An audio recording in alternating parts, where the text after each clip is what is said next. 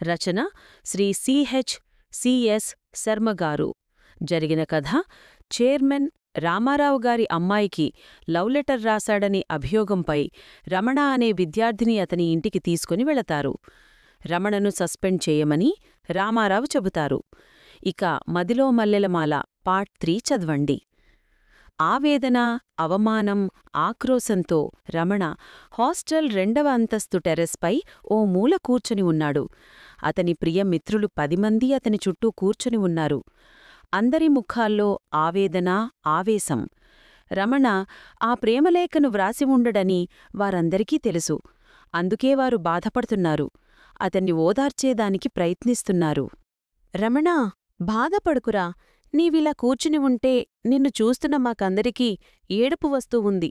నీవు ఆ నేరం చేయలేదు కదా. నీకెందుకురా భయ్యా? ప్రిన్సిపాల్ గారికి నీ వంట ఎంతో ఇష్టం. వారు నీకు తప్పకుండా సాయం చేస్తారా? నీవు వచ్చింతర్వాత వారు రామారావు గారితో నీ విషయాన్ని గురించే మాట్లాడి ఉంటారు.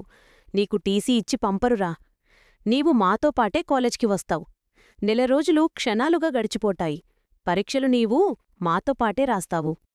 రేయ్, నీవిలా ముడుచుకుని కన్నీటితో కూర్చోకురా. నీవు చెయ్యని నేరాన్ని గురించి నీవెందుకురా చింతించటం? లే, పద, భోంచేద్దాం. ఆప్తమిత్రులు తమకు తోచిన ప్రీతివచనాలను పలికారు. రమణను ఓదార్చేదానికి ప్రయత్నించారు. నాకు ఆకలిగా లేదురా. మీరంతా వెళ్ళి భోంచేసిరండి. మనోవ్యధతో నిట్టూర్చాడు రమణ. విశాల గగనంలో పున్నమి చంద్రుడు. రమణ విచారంగా ఆకాశాన్ని చూస్తూ ఉండిపోయాడు. కొన్ని క్షణాల తరువాత కూర్చున్న చోటునుంచి లేచి టెర్రస్పై అటూ ఇటూ పచారు చెయ్యసాగాడు సాలోచనగా. తన తోటే నడుస్తున్న స్నేహితులు, వారు మాట్లాడుకునే మాటలు అతనికి ఎంతో చికాకుగా తోచాయి. ఆగి, చెప్పాను కదరా, మీరంతా వెళ్ళి భోంచేయండి. నన్ను కాసేపు ఒంటరిగా ఉండనీయండి. Please go. కాస్త విసుగ్గానే చెప్పాడు రమణ. హితులందరూ అతని తత్వాన్ని ఎరిగినవారైనందున అందరూ మౌనంగా డైనింగ్ హాల్ వైపు వెళ్లారు.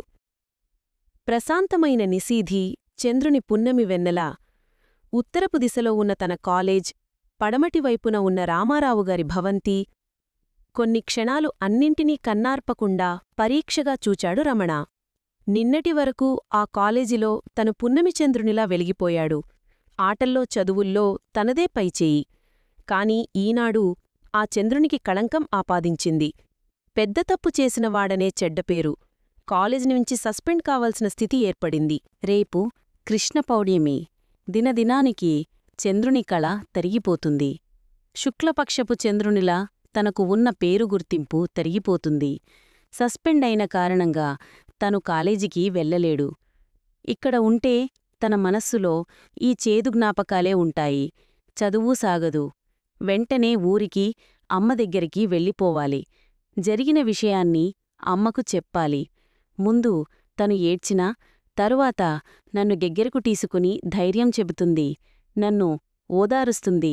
నాకు బ్రతుకుమీద ఆశలు కల్పిస్తుంది. నేను ప్రశాంతంగా చదువుకునేదానికి ఉన్నంతలో అన్నింటినీ సమకూరుస్తుంది. చదవాలి, బాగా చదవాలి, స్టేట్ ఫస్ట్ రావాలి, అమ్మకు ఆనందాన్ని కలిగించాలి. రమణ ఈ నిర్ణయానికి వచ్చాడు. కాలేజ్ వైపుకు చూచాడు. ఆ భవంతి టెర్రస్పై విద్యామాతల్లి సరస్వతి నిలబడి నవ్వుతూ తన్నీ చూస్తున్నట్లు గోచరించింది. ఆమె తన కుడిహస్తాన్ని ఎట్టి తన్ను దీవిస్తున్నట్లు కనిపించింది. రమణ వదనంలో ఎంతో ఆనందం. చేతులు జోడించి వినయంగా ఆ తల్లికి నమస్కరించాడు. కొన్ని క్షణాల తర్వాత ఆ మాత కనువరుగైంది. రమణ చూపులు రామారావుగారి భవంతివైపుకు తిరిగాయి. ఆ భవంతి టెర్రస్సుపై రామారావు, అతని కుమారుడు రంగారావు అతనికి గోచరించారు. రంజనీ అన్న రంగారావు తోక త్రొక్కిన తాచులా అటూ ఇటూ పచారు చేస్తూ తండ్రితో ఏదో వాదిస్తున్నాడు. జేబునుంచి తుపాకిని బయటికి తీశాడు. తండ్రిని సమీపించి ఆగ్రహావేశాలతో ఏదో మాట్లాడాడు. ఈ దృశ్యం రమణ మనస్సుకు ఎంతో భయాన్ని కలిగించింది. గట్టిగా కళ్ళు మూసుకున్నాడు. రంగారావు ఆగ్రహావేశాలతో తన ఎదుట నిలిచాడు. తన్ను నోటికొచ్చినట్లు తిడుతున్నాడు. తుపాకిని గురిపెట్టి తనకు దగ్గరగా వస్తున్నాడు. యదవనాయలా, నీవు నా చెల్లెలికి ప్రేమలేఖ వ్రాస్తావురా? నీవెంత, నీ బ్రతుకెంత? ఒక్క గుండెకు నివ్వు ఖాళీ. కసిగా పళ్ళు కొరుకుతున్నాడు. భయంతో మూసిన కళ్లను తెరిచాడు రమణ. అవును, తను రామారావుగారి ఇంటికి వెళ్ళినప్పుడు అతను ఇంట్లో లేడు. అది ఆ కష్టసమయంలో ఆ దేవుడు తనకు చేసిన సహాయం. అతనే ఇంట్లో ఉండి ఉంటే తప్పకుండా తన్ను కాల్చి చంపేసేవాడే. ఈ పాటికి తన కథ ముగిసుండేవి. వార్డెన్ రంగయ్య టెర్రస్ పైకి వచ్చాడు. రమణను సమీపించాడు. బాబూ, రమణ, అందరూ భోంచేశారు. గడచిన దాన్ని గురించి విచారించి బాధపడి ప్రయోజనం లేదు. ప్రతి మనిషి అనుకున్నది అనుకున్నట్లు జరగదు. ఎంతో తెలివైనవాడివి. నీవు నిర్దోషివి. గిట్టని వాళ్ళు ఎవరో ఆ పనిచేసి నిన్ను దోషించేశారు. బాధపడకు. సమస్యను ధైర్యంతో ఎదుర్కోవాలి. ఈనాడు కాకపోయినా ఒకనాడు అసలు నేరస్తుడు ఎవరన్నది ప్రిన్సిపాల్గారు తప్పకుండా కనిపెడతారు. వాణ్ణి అందరి ముందు నిలబెడతారు. వాడు చేసిన నేరానికి తగిన శిక్షను విధిస్తారు. పొద్దుపోయింది, రా భోంచేద్దాం. నీవు తినలేదని నేనూ తినలేదు అరుణయంగా చెప్పాడు రంగయ్య. నేను ఆ లేఖని వ్రాయలేదు బాబాయ్, మా అమ్మతోడు. రమణ కంఠం బొంగురుపోయింది. నీవు వ్రాసావా అని నిన్నడగానా, అన్నానా? నీవు నిర్దోషివని నాకు తెలుసు బాబూ. భోంచేసి స్థిమితంగా పడుకో. 5 గంటలకు మీ ఊరికి బస్సు ఉంది. దాన్నెక్కి మీ ఊరికి వెళ్ళిపో. యథార్థం చెప్పాలంటే నీవు చాలా అదృష్టవంతుడివి. రామారావుగారి కొడుకు రంగారావు ఊర్లో లేడు. రామారావుగారు చాలా మంచివారు. కాని వాడు ఆయనకు పూర్తి వ్యతిరేకం. పరమనీచుడు. వాడు ఊర్లో ఉంటే నిన్ను తప్పక కొట్టేవాడు. నిన్ను చిత్రవద చేసేవాడు. ఈ విషయానికి నీవు సంతోషించాలి. మారు మాట్లాడకుండా నాతో రా. రమణ చేతిని తన చేతిలోనికి తీసుకున్నాడు. ఇరువురూ డైనింగ్ హాల్లో ప్రవేశించారు. రంగయ్య భోజన ప్లేటును రమణ ముందు ఉంచాడు. తనూ ఒక ప్లేటుతో అతని ప్రక్కన కూర్చున్నాడు. రమణ, తిను. వేకువన నేను నిన్ను బస్సెక్కిస్తాను. సేరా? ఎంతో ప్రీతిగా చెప్పాడు రంగయ్య. 4 ముద్దలు తిన్నాడు రమణ. అన్నం తినాలనే ఆసక్తి లేదతనికి. రంగయ్య మాటను కాదనలేక ఏదో తిన్నట్లుగా నటించాడు. చేయి కడుక్కున్నాడు. వాచ్మెన్ ఇస్మాయిల్ లోనికి వచ్చాడు. రమణ, ప్రిన్సిపాల్ గారొచ్చారు. ఆఫీస్ గదిలో ఉన్నారు. నిన్ను రమ్మన్నారు అన్నాడు. రమణ ఆశ్చర్యంగా ఇస్మాయిల్ ముఖంలోకి, రంగయ్య ముఖంలోకి మార్చి మార్చి చూచాడు.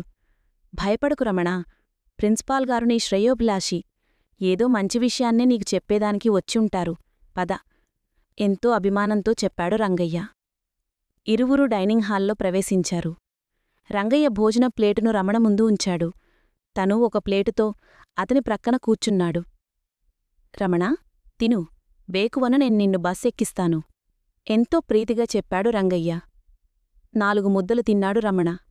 అన్నం తినాలనే ఆసక్తి లేదతనికి. రంగయ్య మాటను కాదన్లేక ఏదో తిన్నట్లుగా నటించాడు. చేయి కడుక్కున్నాడు. వాచ్మెన్ ఇస్మాయిల్ లోనికి వచ్చాడు. రమణ, ప్రిన్సిపల్ గారొచ్చారు. ఆఫీస్ గదిలో ఉన్నారు. నిన్ను రమ్మన్నారు అన్నాడు. రమణ ఆశ్చర్యంగా ఇస్మాయిల్ ముఖంలోకి, రంగయ్య ముఖంలోకి మార్చి మార్చి చూచాడు. భయపడకు రమణ, ప్రిన్సిపాల్ గారు నీ శ్రేయోభిలాషి. ఏదో మంచి విషయాన్నే నీకు చెప్పేదానికి వచ్చుంటారు. పదా. ఎంతో అభిమానంతో చెప్పాడు రంగయ్య. ఇరువురూ ఆఫీస్ గదిలో ప్రవేశించారు. ధర్మారావుగారు నవ్వుతూ చెప్పారు. Good evening sir. గుడీవినింగ్. రమణ చేతిని పైకెత్తి ప్రిన్సిపాల్ గారికి విష్ చేశాడు. ధర్మారావుగారు కొన్ని క్షణాలు రమణ ముఖంలోకి చూచాడు.